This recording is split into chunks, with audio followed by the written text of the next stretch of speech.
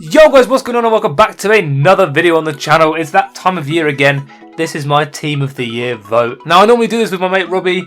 Robbie's not here this time. He's working, he's a busy man. But he has sent me his team. We normally go against each other. We compete against each other to see who can correctly predict the most Team of the Years. And he's won every single year. Robbie did mention to me when he sent his team that he said that this is probably the hardest vote he's ever done for a Team of the Year. And I must say I probably have to agree. There are a lot of people that could definitely easily get into this team. We'll start off in goal. The goalkeeper, in my opinion, is probably one of the most straightforward ones to pick from, purely because of the Champions League final. I'm going to have to put Courtois in goal. Honestly, as a Liverpool fan, that was the most frustrating man I've ever seen between the sticks. He was saving absolutely everything. Like, there was nothing we could do. We just simply could not score a goal. Probably one of the best goalkeeping performances I've ever seen. Moving on to the back four, and this is an interesting one because literally anyone could get in, I'm pretty sure. Apart from maybe Baragi, because I don't know who that is. Starting off from right to left, it's a bit boring, but I think I'm going to have to go Hakimi again. Morocco did really well in the World Cup, and of course as well, it was AFCON this year, and they reached the semi-finals. And the only reason they reached the semi-finals is because Hakimi scored a free kick against Malawi. I'm not really up to date with PSG this year, but I imagine they did well. Like, it's just PSG, they're in a Farmers League, you know what I mean? Purely because of Morocco and the World Cup especially, I've gone Hakimi. Next to him, I don't know, to be honest. I think I'm going to have to go for Virgil. And I would like to stress, this is purely based on last season. I don't even think he's going to be nominated for next year's Team of the Year. So that may be a little bit biased. In fact, it's definitely very biased. I'm going to chuck in Ruben Diaz as well, just because of Man City. Portugal didn't really achieve that much this year. Obviously, the only thing they were in this year was the World Cup, and, well, Morocco knocked them out. So, but you can't really have a Team of the Year without a Man City defender in it. And why have one Man City defender when you can have two? João Cancelo is going to be my left back. He is, of course, the only Team of the Year I managed to pack last year. I'd love to pack him again, to be dead honest. I think purely because of Man City, I think he deserves to be there. Man City were, of course, like 30 seconds away from reaching the Champions League final before they bottled it harder than I've ever seen anyone bottle it in my life. If I'm missing some really crucial ones, then please let me know in the comments, because I'm probably being an idiot. In terms of Robbie's back five, he also went for Courtois in goal. He put Cancelo, Van Dijk, Ruben Diaz as well, but he put Cancelo right back and had left back Theo Hernandez. Now that's a pretty decent shout from him, to be fair. AC Milan, I don't really know how they did. Robbie obviously does, he's an AC Milan fan. Maybe I'm missing something crucial. I think all I'm really demonstrating in this video is that I have actually zero ball knowledge at all.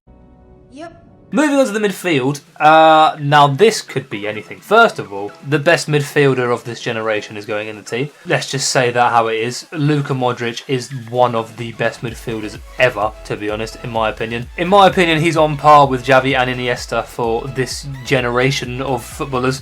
He's honestly one of the best. Like, he won the Ballon d'Or in the era of Ronaldo and Messi. He's just been outstanding again this year. Croatia obviously came third in the World Cup. I would be very surprised if he doesn't get one.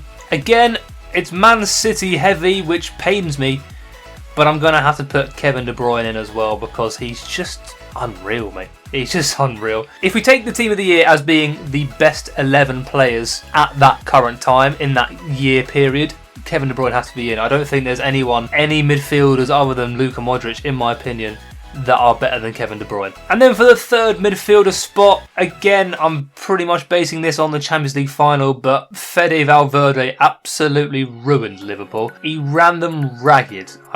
He was incredible. He did, of course, get the assist for Vinny Jr.'s goal as well, so he assisted the only goal in the Champions League final, even though I think he was playing right back at the time, but EAF whacked him in centre mid. In terms of the year, I think Fede Valverde's had one of the best years a midfielder has had. Again, I might be missing someone crucial. I might be missing out on someone very, very obvious, in which case I apologise. Rob's midfield might be a little bit biased, but who knows, you know? He's gone for Modric as well, he's gone for Kevin De Bruyne, and he's put Bukayo Saka in. Why not? English and Arsenal. He is an Arsenal fan, if you didn't know. Who knows? Imagine a Team of the Year Bukayo Saka, mate. That would be mental. Moving on to the front three. Now, this is the most obvious one out of all of them. I'm just going to rattle it off now. Messi, best player ever. Benzema, Ballon d'Or winner. Cody Gakpo.